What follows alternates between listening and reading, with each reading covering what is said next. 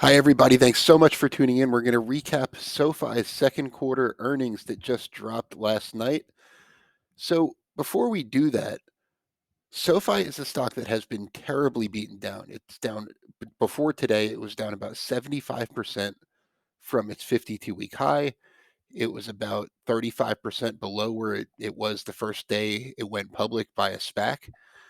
And today it's up big, but let's talk about why the investors have been so pessimistic on the stock.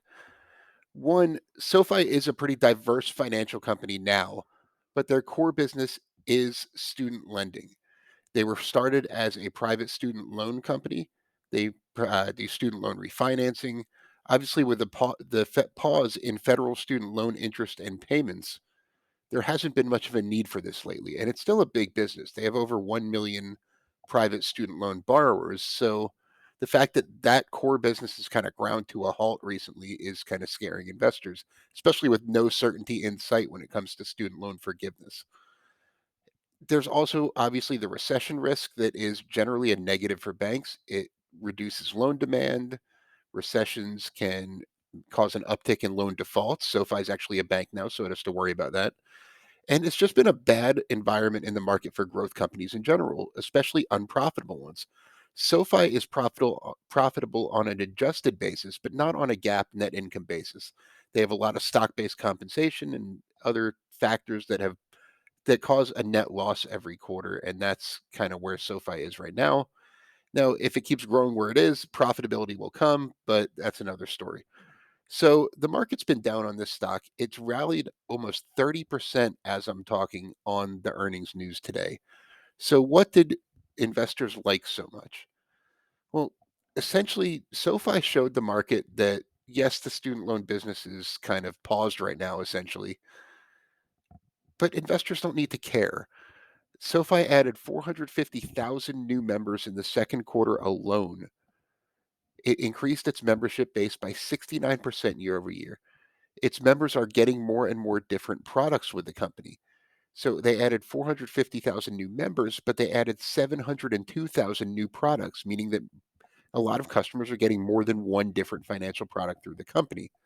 There's almost 2 million customers for its investment platform right now. There's are almost 1.94 million SoFi Money customers, which is its checking and savings account products. The credit card business is still in a relatively early stage. Personal lending, 715,000 personal loans they've made. Those aren't student loans, those are personal loans. And the company did better than analysts had expected. They beat their own revenue guidance for the quarter. They beat their own guidance on adjusted EBITDA profitability. And they've achieved adjusted profitability every quarter for the past 2 years, which that's not GAAP profitability. That's not bottom line net income. But that's definitely a start, especially for a company that's, like I said, growing their membership base 69% year over year. We can accept a little bit of a net loss for the time being, especially since SoFi has about $900 million of unrestricted cash and investments on its balance sheet already. So basically, SoFi just outperformed the market's expectations tremendously and also raised their forward guidance. They're expecting full year revenue um, a little higher than they were before, about $1.51 billion.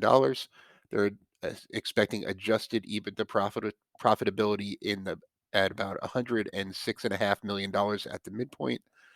Looking forward, I would like to see SoFi build up their deposit base. That's definitely an area of focus of the bank right now. That's one of their shortcomings that I think the market is discounting in its valuation. With banks, generally speaking, you want most of your loans to come from deposits.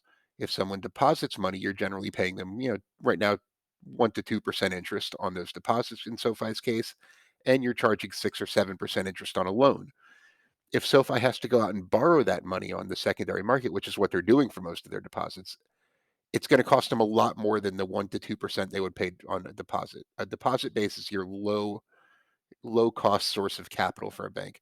Right now, SoFi has about $8.2 billion worth of loans on its balance sheet and only has a deposit base of about $2.7 billion.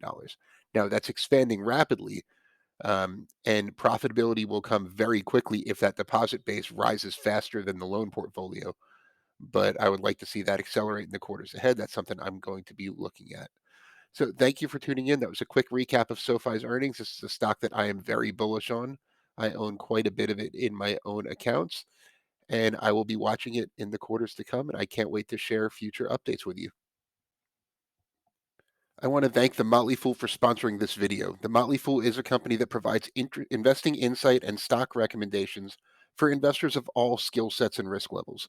You all know how much I love researching new stocks and trying to find the next best investments.